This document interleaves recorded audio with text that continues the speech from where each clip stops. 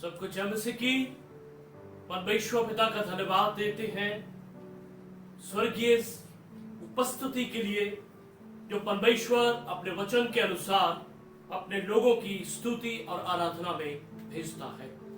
जी हाँ, ये वो समय होता है जब परमेश्वर अपने लोगों की प्रार्थनाओं का उत्तर देते हैं, जब परमेश्वर अपने लोगों के जीवनों में चिन्ह और चमत्कार करते हैं। सो इसीलिए जैसा कि मैं हमेशा कहता हूं, अपने जीवन में हर दिन जिस बात की आपको मुझे भूख रखनी है वो ये कि परमेश्वर आपकी हुजूरी मेरे जीवन में हमेशा राज्य करे। प्रभु आपकी उपस्थिति हमेशा मेरे जीवन में बनी रहे, क्योंकि आज लोग आनंद की खोज में हैं। तो बाइबल कहती है, जब आप भजन संहिता पढ़ते हैं तो वहां लिखा है कि परमेश्वर की उपस्थिति में आनंद की भरपूरी है। Praise God, hallelujah. जी हाँ, और उसको उतारना आपके और मेरे अपने हाथ में है, क्योंकि लिखा है यहोवा परमेश्वर इज़राइल की स्तुति के सिंहासन पे विराजमान रखने वाला परमेश्वर है। मेरे तो हालातों को देख के मत घबराइए, लेकिन अपने हालातों में परमेश्वर की उपस्थिति को लाइए और आप देखेंगे वो जीवनों को बदल के रख देगा, हालातों को बदल के रख देगा, संबंधों को बदल के रख देगा और असंभव को संभव बना देगा, क्योंकि उसकी हुजूरी में यह महान ताकत है। Praise God. जी हाँ, उत्पत्ति से लेकर के प्रकाशित वाक्य तक जब जब हम देखते हैं प्रभु की उपस्थिति जब आती है तो महान कार्य होते हैं। और ये आपके और मेरे लिए प्रतिदिन हर क्षण की जरूरत है, जिसके लिए आपको मुझे प्रभु की स्तुति, आराधना और उसकी हुजूरी में अपना जीवन समर्पित करना है। वो स्वयं उस दिन के लिए आपको और मुझे अपनी हुजूरी से भर देगा। Praise God, hallelujah. परमेश्वर पिता का धन्यवाद देते हैं जिसकी योजनाएं महान हैं, जिसके कार्य महान हैं और जो स्वयं सर्वशक्तिमान, सर्वज्ञानी, सर्वव्यापक है और जिसे कोई व्यक्ति समझ नहीं सकता, लेकिन केवल मात्र परमेश्वर का वचन है। मेरे अजीजों, अगर परमेश्वर समुंदर है तो बाइबल मैं कहता हूं कि एक बूंद के समान उसके विषय में बताती है। जी हाँ, बहुत कम हम उसके बारे में जान पाते हैं और शायद जब तक हम उसमें लीन ना हो जाए, जब तक हम उसमें मेरे अजीजों और उसकी हुजूरी में पाए नहीं जाएंगे, तब तक शायद उसको कभी भी समझ नहीं पाएंगे। लेकिन जितना परमेश्वर ने अपने आप को बाइबल में आपके और मेरे लिए प्रकट किया है, रिवील किया है, उतना जानना आपकी और मेरी बहुत बड़ी जिम्मेदारी है। जी हाँ, इसीलिए हमें परमेश्वर के उन महान कार्यों को जानना बहुत जरूरी है, उन योजनाओं को जानना बड़ा जरूरी है जो संसार के लिए, परिवार के लिए और मेरे व्यक्तिगत तौर के लिए, हम में से हर एक के लिए परमेश्वर ने बनाई और उन्हें पूरा भी किया और करेगा। Praise God, hallelujah. जिनमें से एक महान योजना यीशु मसीह का क्रूस पे चढ़ाया जाना है। अगर आप प्रेरितों के काम मेरे साथ निकालिए, प्रेरितों के काम 2 और उसकी 23 आयत को मैं चाहूंगा कि हम लोग पढ़ें। The book of Acts chapter number 2 verse 23। जी। उसी यीशु को जो परमेश्वर की ठहराई हुई योजना, बस उसी यीशु को जो परमेश्वर की ठहराई हुई योजना, हालेलुया। तो यीशु मसीह के विषय में जैसा हम बाइबल में भी देखते हैं, पहले ही से भविष्यवाणियां हुई और उससे भी पहले ये योजना परमेश्वर के द्वारा ठहराई गई थी, ये परमेश्वर के द्वारा रची गई थी। केवल आपको और मुझे, जो आदम में पाप के कारण नाश हो रहे थे, उन्हें वापस परमेश्वर से मिलाने के लिए और उससे जोड़ने के लिए ये परमेश्वर के द्वारा ठहराई हुई योजना थी। उस यीशु को जो परमेश्वर की ठहराई हुई योजना और पूर्व ज्ञान के अनुसार पकड़वाया, अर्थात यीशु का पकड़वाया जाना भी पहले ही से परमेश्वर की योजना में शामिल था। जी। तुमने अधर्मियों के हाथ से क्रूस पर चढ़वाकर मार डाला। तुमने अधर्मियों के हाथ से क्रूस पर चढ़वाकर मार डाला। मेरे अजीजों, ये परमेश्वर की योजना है। ये ऑलरेडी परमेश्वर ने यीशु मसीह के लिए ठहराई हुई थी क्योंकि इस योजना के बिना वो अपने लोगों को जो आदम के पाप के कारण, मेरे अज़ीज़ों, और अपने पापों के कारण परमेश्वर से दूर थे, वो कभी भी परमेश्वर से जुड़ नहीं सकते थे। इसीलिए यीशु मसीह को अपने लिए क्रूस पे चढ़ने की जरूरत नहीं थी। हम इसको बड़े अच्छे से जानते हैं। लेकिन वो किसके लिए क्रूस पे चढ़ा?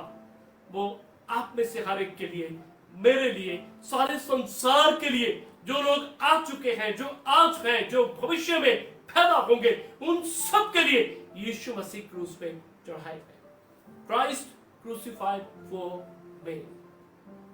मेरे अज़ीज़ों, यीशु मसीह मेरे व्यक्तिगत तौर के लिए, मेरे बचाव के लिए, मुझे छुटकारा देने के लिए क्रूस के ऊपर चढ़ाए गए। अगर आप गलतियों 3 उसकी 1 आयत को मैं आपके लिए पढ़ूंगा।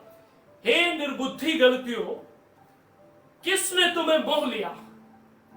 तुम्हारी तो मानो आंखों के सामने यीशु मसीह क्रूस पर दिखाया गया। गलतियों की कलीसिया को पौलुस इस बात को कहता है कि वो निर्बुद्धि कहता उन्हें कि तुम्हारे सामने तो यीशु मसीह क्रूस पे चढ़ाया गया। और लूका 23 और उसकी 33 आयत को जब हम पढ़ते हैं, जब यीशु मसीह सारे संसार के लिए, हम सब के लिए, मेरे लिए क्रूस पे चढ़ाए गए, तो वहां लिखा है, जब वे उस जगह जिसे खोपड़ी कहते हैं पहुंचे, तो उन्होंने वहां उसे और उन कुकर्मियों को भी, एक को दाहिनी ओर और दूसरी को बाईं ओर, क्रूसों पर चढ़ाया। मेरे अज़ीज़ों, ये परमेश्वर की योजना का भाग था। और यीशु के साथ 2 कुकर्मी लोग, 2 अपराधी उस वक्त यीशु के साथ क्रूस के ऊपर चढ़ाए गए। और ये परमेश्वर की योजना का एक भाग था। मेरे अज़ीज़ों, यीशु मसीह को क्रूस पे जाने की जरूरत नहीं थी, लेकिन परमेश्वर जानते थे कि ये एकमात्र वो रास्ता है जिसके जरिए वो पाप में मरती हुई मानव जाति को, आदम में मरते हुए लोगों को किसी रीति से भी बचा नहीं सकते अगर वो इस योजना में अपने पुत्र को शामिल नहीं करते हैं। और यही वजह थी कि परमेश्वर ने इस योजना को बनाया और अपने पुत्र यीशु को आपके और मेरे लिए सूली पे चढ़ाए जाने के लिए दे दिया, जो कि एक महान परमेश्वर की योजना का भाग था। मेरे अज़ीज़ों, और बाइबल इस बात को स्पष्ट करती है कि यीशु मसीह ने कभी कोई पाप नहीं किया। यीशु मसीह पाप में पैदा नहीं हुए। यीशु मसीह पवित्रताई का जीवन जिए और वो आपके और मेरे लिए पापी बना। जैसा 2 कुरिन्थियों 5 उसकी 21 आयत को पढ़ते हैं, जो पाप को जानता भी नहीं था, परमेश्वर ने उसे अर्थात यीशु को आपके और मेरे लिए पाप ठहरा दिया, ताकि हम मसीह में होकर परमेश्वर की धार्मिकता बन जाए। हालेलुया। ये धार्मिकता संभव नहीं थी, अर्थात परमेश्वर के साथ सही संबंध होना इम्पॉसिबल, अगर यीशु आपके और मेरे लिए पाप ना ठहराया जाता। जैसा रोमियो में भी लिखा है, वो हमारे अपराधों के कारण पकड़वाया गया और हमें धर्मी ठहराने के लिए तीसरे दिन मुर्दों में से जी उठा। और प्रेज़ गॉड, हालेलुया। तो यीशु ने हमारे दुखों को, रोगों को, बीमारियों को, पाप को, दंड को अपने ऊपर लिया और क्रूस के ऊपर चढ़ गया, अपना बेशकीमती लहू बहाया, जो आपके और मेरे और सारे संसार के पापों के लिए प्रायश्चित बन गया। मारा गया, काढ़ा गया, लेकिन तीसरे दिन मुर्दों में से जी उठा। यीशु आज भी जीवित है और मेरे अज़ीज़ों, लोगों को दिखाई दिया और लिखा है, आसमान पे चढ़ गया, परमेश्वर की दाहिनी ओर जा बैठा और एक दिन फिर उन लोगों को जो उस पर विश्वास करते हैं लेने के लिए आएगा और उसके साथ वो आएंगे जो मसीह में सो गए हैं। Praise God, hallelujah.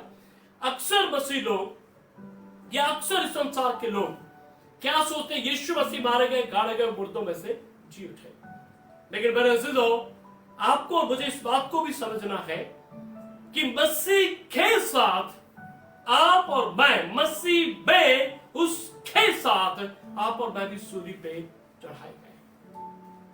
अब हो सकता है बहुत से लोग कहें, मैं तो उस वक्त पैदा भी नहीं हुआ था, ये कैसे संभव है? जी हाँ, आप और मैं पैदा नहीं हुए थे, लेकिन बाइबल, अगर आप 1 कुरिन्थियों 15 अध्याय और उसकी 21-22 आयत को ध्यान से पढ़ें। 1 कुरिन्थियों 15 अध्याय उसकी 21 और 22 आयत को ध्यान से पढ़ें। जी, क्योंकि जब मनुष्य के द्वारा मृत्यु आई, मनुष्यों के द्वारा मृत्यु आई, अर्थात आदम के द्वारा मृत्यु आई, तो मनुष्य ही के द्वारा मरे हुओं का पुनरुत्थान भी Praise आया। God, मनुष्यों ही के द्वारा। ये दूसरा मनुष्य कौन है? ये दूसरा मनुष्य यीशु मसीह है, जिसके द्वारा पुनरुत्थान आया, मुर्दों में से जी उठना आया। मनुष्यों ही के द्वारा मृत्यु आई, जैसा हम रोमी 5:12 में पढ़ते हैं। एक मनुष्य के पाप के कारण, मेरे अजीजों, एक मनुष्य से पाप जगत में आया और पाप के कारण मृत्यु आई, और मृत्यु सब मनुष्यों में फैल गई क्योंकि सब ने पाप किया। अब एक व्यक्ति ने पाप किया और मृत्यु आई, और मृत्यु सब में फैल गई। इसका अर्थ है हर एक मनुष्य के ऊपर किसके पाप का दंड आ गया? मृत्यु। एक मनुष्य, आदम के। अगर 22 को ध्यान से पढ़े जी। और जैसे आदम में सब मरते हैं, जैसे आदम में सब मरते हैं, इसका अर्थ है कोई व्यक्ति ऐसा नहीं इस धरती के ऊपर, कोई व्यक्ति ऐसा नहीं जो मनुष्य के रूप में पैदा होता है तो उसे मरना होगा।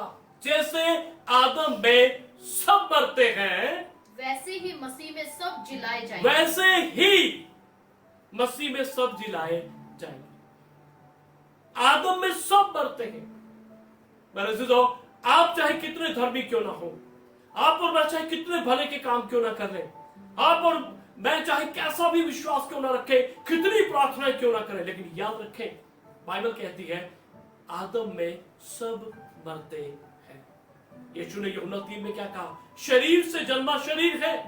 तो आदम में जब हम पैदा होते हैं, और मेरे अजीजों, वो शारीरिक रीति से पैदा हुए हैं, और बाइबल स्पष्ट करती है कि ऐसा व्यक्ति परमेश्वर से कटा हुआ होता है, परमेश्वर से दूर होता है, उसकी आत्मा पाप में बरी होती है, उसका परमेश्वर से कोई संबंध नहीं है। प्लीज इस बात को नोट करें। हम पढ़ सके इफिसियों 2 और उसके 8 से लेकर के अगर 14 आयत तक, तो वहां लिखा है, हम अहीन ईश्वर रहित इस धरती पे जीवन जी रहे थे। Without God we were living on this earth. हम शरीर में पैदा हुए, आदम में पैदा हुए, और उसी का दंड अर्थात मृत्यु की दासत्व में और उसकी अधीनता में थे। मेरे अजीजों, आदम में पैदा होना तो अच्छी बात है, लेकिन आज मैं आपको बताना चाहता हूं आदम में मर जाना अच्छी बात नहीं है। क्योंकि आदम में पैदा हुए तो पाप में है, और पाप की मजदूरी मृत्यु है, और अगर इसी पाप में हम मर गए आदम में, तो मेरे अजीजों कहीं अनंत जीवन नहीं होगा। लेकिन आज मैं कुछ बातों को आपके साथ स्पष्ट करना चाहता हूं। धन्य हैं वे लोग जो इस भेद को समझ जाते हैं, इस बात को समझ जाते हैं जो परमेश्वर की योजना ठहराई गई थी यीशु के सूली पे चढ़ाए जाने के लिए, जैसा पौलुस इस बात को बड़े अच्छे से समझ चुका था। अगर आप गलतियों 2 उसकी 20 आयत को ध्यान से पढ़ें प्लीज। गलतियों 2 और उसकी 20 आयत को हम जल्दी से पढ़ेंगे जी। मैं मसीह के साथ क्रूस, सुनिए, पौलुस क्या कहता? मैं मसीह के साथ क्रूस पे चढ़ाया गया। अब मैं जीवित नहीं रहा, मसीह मुझ में जीवित है। मैं मसीह के साथ क्रूस पे चढ़ाया गया। आदम में सब मर रहे हैं, लेकिन एक समय ऐसा आता है जब परमेश्वर के सुसमाचार से आप और मैं प्रभु यीशु मसीह को जान पाते हैं, और वही समय होता है जब यीशु मसीह जो आपके और मेरे लिए आज से 2021 साल पहले सूर्य के ऊपर चढ़ाए गए, मेरे अजीजों, जैसे आदम में हम मर रहे थे क्योंकि उसने पाप किया और उसका दंड मृत्यु आपको और मुझे, हम लगातार उसमें झेल रहे थे। लेकिन जब हम यीशु के सुसमाचार को सुनते हैं तो बाइबल इस बात को कहती है कि परमेश्वर, जैसा कुलुस्सियों 1:13 में लिखा है, परमेश्वर पिता का धन्यवाद कि उसने हमें आदम के वंश से, मृत्यु के वंश से और अंधकार के वश से छुड़ाकर अपने प्रिय पुत्र के राज्य में प्रवेश करा दिया। हालेलुया, आमेन। और अगर आप पहला कुरिन्थियों 12:13 को पढ़े तो वहां लिखा है कि पवित्र आत्मा के द्वारा हम मसीह की देह में एक देह होने के लिए हमारा बपतिस्मा होता है। मसीह की देह में, आदम की देह में हम पाप में थे और नतीजा हम मृत्यु झेलेंगे। लेकिन मसीह की देह का अंग जब हम बनते हैं, प्रेज़ गॉड, तो जो कुछ मसीह के साथ हुआ वो आप और मैं, मेरे अज़ीज़ों, उसमें शामिल होते हैं। पौलुस क्या कहता है? मैं मसीह के साथ क्रूस पे चढ़ाया गया। और पौलुस तो यीशु मसीह के, हम कह सकते हैं कि उसने शायद इस चीज को नहीं देखा कि यीशु मसीह कैसे क्रूस पे चढ़ा, लेकिन मेरे अज़ीज़ों, वो विश्वास के साथ इस बात को, पवित्र आत्मा की मदद से इस बात को लिखता है कि मैं मसीह के साथ क्रूस पे चढ़ाया गया। आज इसी बात को आपको मुझे समझने की जरूरत है। जब पौलुस इस बात को कहता है, और शरीर से जन्मा शरीर आत्मा से जब उसका नया जन्म होता है, तो वो इस बात को भी जानता है कि जैसे मैं आदम में पाप के कारण मर रहा था, मसीह में अब मैं जीवित हूं। हालेलुया, आमीन। पहले वो आदम में मर रहा था, लेकिन यहां क्या कहता है गलातियों 2:20 में? मैं मसीह के साथ क्रूस पे चढ़ाया गया, अब मैं जीवित नहीं रहा। अब कौन जीवित है? मसीह मुझ में जीवित है। याद रखें, मसीह अब कभी नहीं मरेगा। हालेलुया। और जिसमें मसीह जीवित है वो कभी नहीं मरेगा। लेकिन आदम में सब मरते हैं। मेरे अज़ीज़ों, आदम में पैदा होना, आदम में जीवन जीना, शरीर में जीना, लेकिन उसी में मर जाना, मेरे अज़ीज़ों, ये अनंत मृत्यु को दिखाता है। लेकिन आदम में पैदा होना, शरीर से जन्मा शरीर है, लेकिन आत्मा से जन्मा आत्मा है। जब आपका और मेरा नया जन्म होता है, तो आप और मैं मसीह में जीवन पाते हैं। और फिर आप जीवित नहीं रहते, मैं जीवित नहीं रहता। यीशु मसीह जिसने मौत को हरा दिया, शैतान को हरा दिया, पाप को हरा दिया, संसार को हरा दिया, वो यीशु आप में और मुझ में जीवित रहता है। हालेलुया, आमीन। और वो मसीह मुझ में जीवित है। आज हम लोग, ज्यादातर विश्वासी लोग भी, वो ये सोचते हैं मसीह क्रूस पे चढ़ाया गया, मैं बच गया। अगर मसीह क्रूस पे चढ़ाया गया और आप अभी भी बचे हुए हैं, तो आपका उद्धार नहीं हुआ।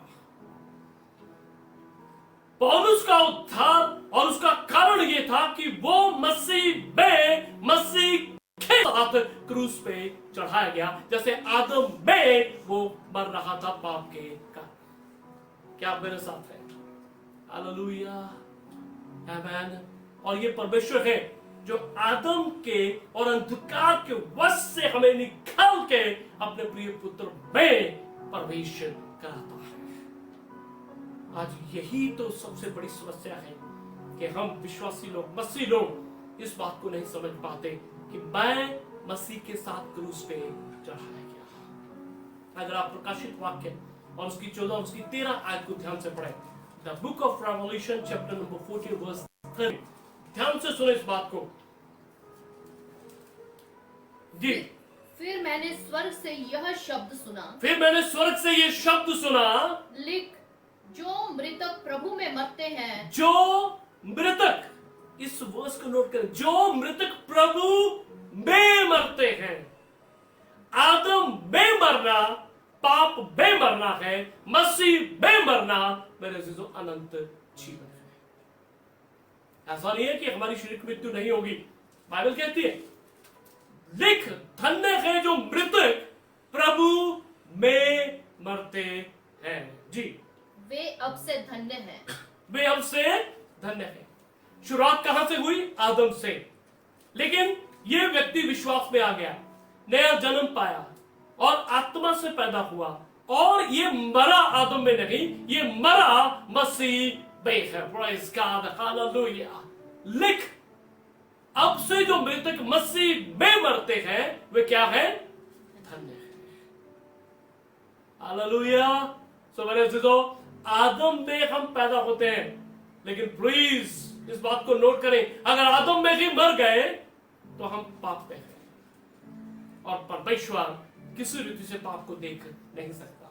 लेकिन जब आप विश्वास कर लेते हैं, बीच में यीशु मसीह का सूली का महान योजना आ जाती है, जिसमें वो आपको और मुझे भी लिखा है, मैं मसीह के साथ क्रूस पे चढ़ाया गया। आपको और मुझे भी इस बात पे विश्वास करना है। ये मत कहें यीशु क्रूस पे चढ़ाया गया। पौलुस इस बात से कहीं बढ़ के इस बात पे विश्वास करता था, मैं भी मसीह के साथ क्रूस पे चढ़ाया गया। हालेलुया, आमेन। आइए मेरे साथ इफिसियों और उसकी 2 और उसकी 4 आयत से हम पढ़ेंगे। इफिसियों 2 और उसकी 4 आयत से, जल्दी से please. The book of Ephesians chapter number 2 verse 4 जी।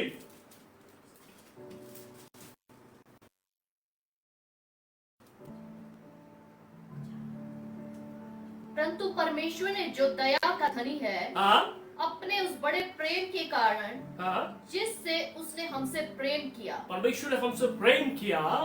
जब हम अपराधों के कारण मरे हुए थे। नोट कीजिए इस वर्स को, जब हम अपराधों के कारण मरे हुए थे, आदम में पापों के कारण मरे हुए थे, तो हमें मसीह के साथ जिलाया। हालेलुया। तो पौलुस क्या कहता है? मैं मसीह के साथ क्रूस पे चढ़ाया गया। लेकिन यहां वो क्या कहता है? क्रूस पे वो चढ़ाए नहीं गए, केवल मारे ही नहीं गए। बाइबल कहती है वो मसीह के साथ जिलाया भी गया। Oh, praise God, hallelujah। जी फिर से पढ़े, मसीह के साथ जिलाया।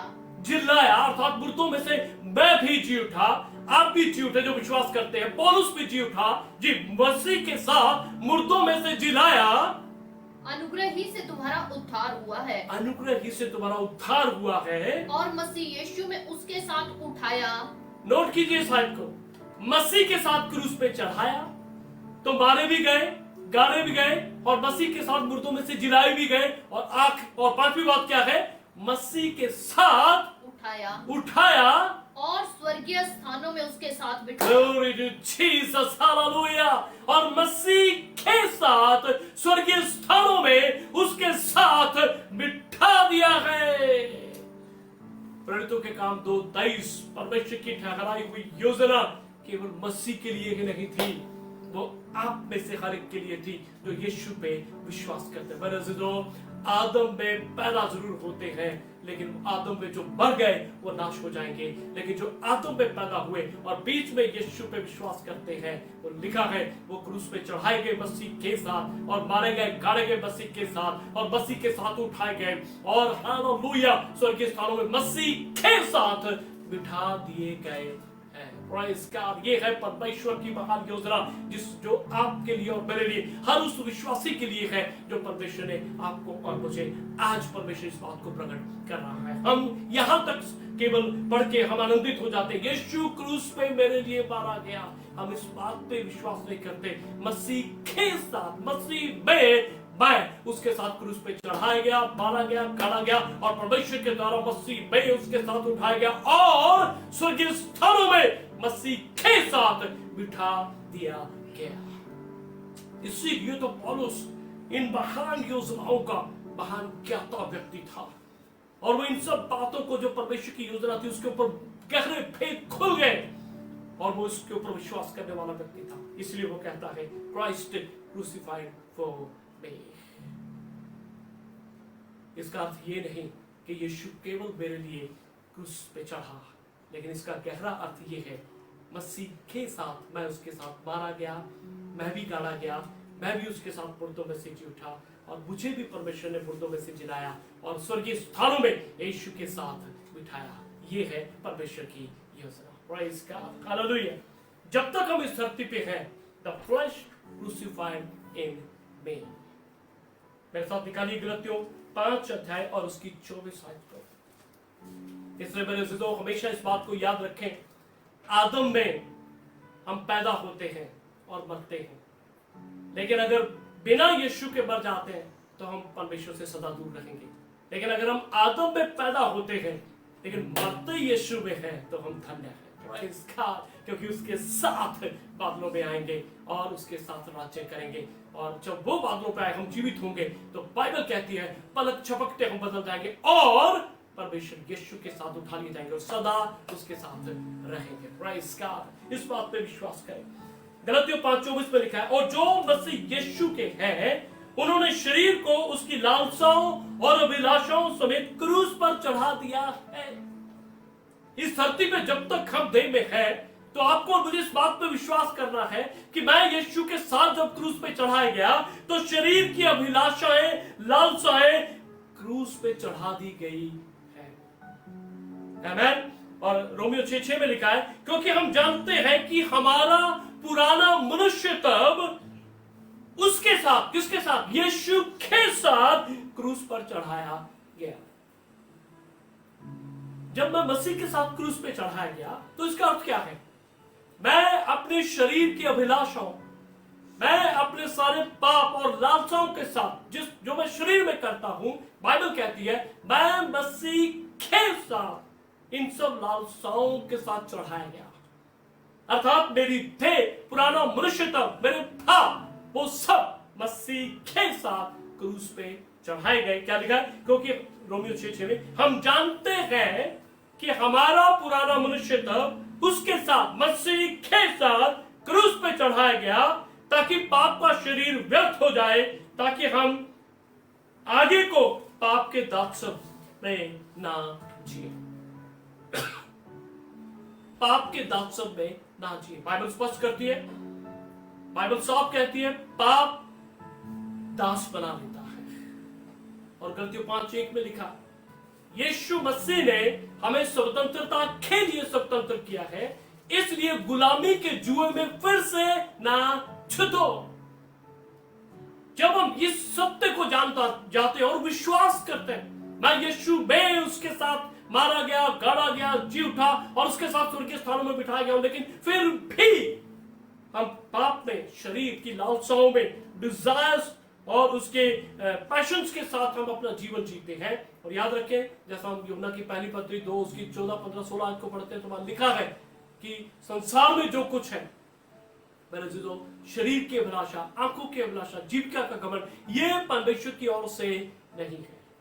अगर आप मसीह में विश्वासी होने के नाते हम इन बातों में जीवन जीते हैं तो हमें सोचना होगा, हमें फिर से गौर करनी होगी मेरे जीजों, अगर हम ऐसा जीवन जी रहे हैं तो इसका अर्थ है अभी ये शरीर और उसकी लालसाएं और उसकी अभिलाषाएं और उसकी डिजायर्स अभी क्रूस पे चढ़ाई नहीं गई।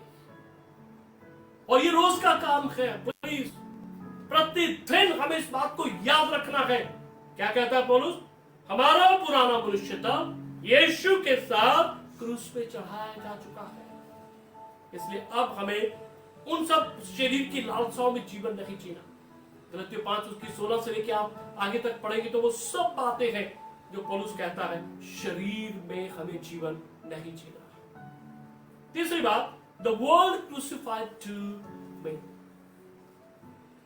कहता है जो देह है, the flesh crucified in me. आमेन। सो मेरा ये पुराना मनुष्यत्व मसीह के साथ क्रूस पे चढ़ाया गया, मुझे इस बात पे विश्वास करना है। और आगे का जीवन हमें यीशु और पवित्र आत्मा के अगुवाई और वचन के अनुसार जीना है, ना कि फिर वही पुराना पापी जीवन, वही सिंफुल नेचर के साथ जिससे परमेश्वर ने आपको मुझे छुटकारा दे दिया है। इसीलिए बाइबल कहती है दासत्व के जुए में फिर से ना जुटो। इट मींस ये पॉसिबल है। और इफिसियों 5:4 और उसकी 24 से 27 आयत तक आप पढ़ेंगे तो वहां लिखा है शैतान को अवसर ना दो, पाप को अवसर ना दो, संसार को अवसर ना दो, क्योंकि जब आप इन्हें मौका देंगे ये आज भी बचाए हुए विश्वासी के जीवन में, उसकी देह में, उसके मन में काम करने की कोशिश करेंगे। Praise God. आत्मा तक पहुंचना मुश्किल है जो बचाया गया है, लेकिन वो आपको मुझे परेशान कर सकता है देह के जरिए, मन के जरिए, क्योंकि हमने इसमें द्वार खोल दिया है और वो हमें परेशान कर सकता है। इसीलिए शैतान को अवसर मत दो, शरीर को अवसर मत दो। और क्या लिखा है?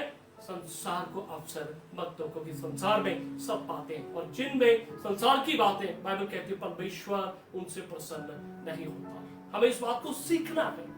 हम एकदम से नहीं चल सकते, लेकिन हमें सीखना है और यह संभव है जब हम प्रभु के साथ समय बिताते हैं, उसके आत्मा के द्वारा हम गाइड किए जाते हैं, लीड किए जाते हैं, तो हम इन बातों में जीवन जी सकते हैं। पौलुस ऐसा व्यक्ति था जो इस भेद को जान गया था और उसने विश्वास के साथ एक पवित्र और विजयी और एक अच्छा सेवक के रूप में जीवन जिया। इसीलिए वो कहता है कि संसार मेरी दृष्टि में क्रूस पे चढ़ाया गया। गलतियों 6:14 में लिखा है पर ऐसा ना हो कि मैं और किसी बात का घमंड करूं, केवल हमारे प्रभु यीशु मसीह के क्रूस का, जिसके द्वारा संसार मेरी दृष्टि में और मैं संसार की दृष्टि में क्रूस पर चढ़ाया गया हूं। संसार में क्या है? आंखों की अभिलाषा, शरीर की अभिलाषा, जीविका का घमंड। और वो क्या कहता है कि मसीह में मैं संसार के लिए क्रूस पे चढ़ाया गया। कलुस्सियों 2:14 और 20 को मैं पढ़ूंगा। और विधियों का वो लेख जो हमारे नाम पर और हमारे विरोध में था मिटा डाला और उसको क्रूस पर कीलों से जकड़कर हमारे सामने से आ गया। जब हम आदम में थे और पाप में थे तो एक बड़ी दंड की बड़ी लिस्ट थी जिसको कोई बकरों बैलों का लहू मिटा नहीं पाया। लेकिन जब यीशु मसीह में आप और मैं उसके साथ सूली पे चढ़ाए गए तो वो सब कुछ यीशु मसीह ने कीलों से छड़ दिया और उसे सदा के लिए मिटा दिया। अब परमेश्वर उस दंड को, उस पाप को कभी स्मरण नहीं करता जो हमने मसीह को ग्रहण करने से पहले किए थे। मेरे से तो आपको और मुझे इस बात पे विश्वास करना है कि यीशु मसीह में और उसके साथ में सूली पे चढ़ाया गया। और कलुस्सियों 2:20 आखिरी आयत, जबकि तुम मसीह के साथ संसार की आदि शिक्षा की ओर से बढ़ गए हो तो फिर उनके समान जो संसार में जीवन बिताते हैं मनुष्यों की आज्ञाओं और शिक्षा के अनुसार क्यों जीवन बिताते हो। इसलिए मेरे से तो अब उन लोगों की नाई हमें जीवन नहीं जीना जैसे मसीह के कहलाने के बावजूद लोग संसार में लिप्त हो जाते हैं और उनमें और संसार के लोगों में कोई फर्क नजर नहीं आता। आपको मुझे इस बात के लिए नहीं रखा गया, आपका और मेरा अंतर नजर आना चाहिए। जब आप उत्पत्ति को पढ़ेंगे तो वहां परमेश्वर साफ कहता है कि मैं मिस्रियों और इस्राएलियों में अंतर करने वाला परमेश्वर हूं।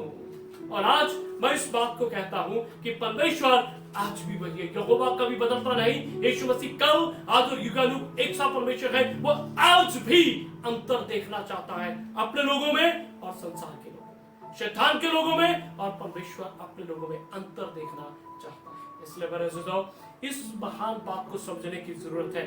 Christ crucified for me, Yeshu Masih मेरे लिए क्रूसित हुआ और मेरा शरीर, मेरे अज़ीज़ों, the flesh crucified in me. आमेन। और तीसरी बात, the world crucified to me, संसार मेरी दृष्टि में क्रूसिफाइड हुआ।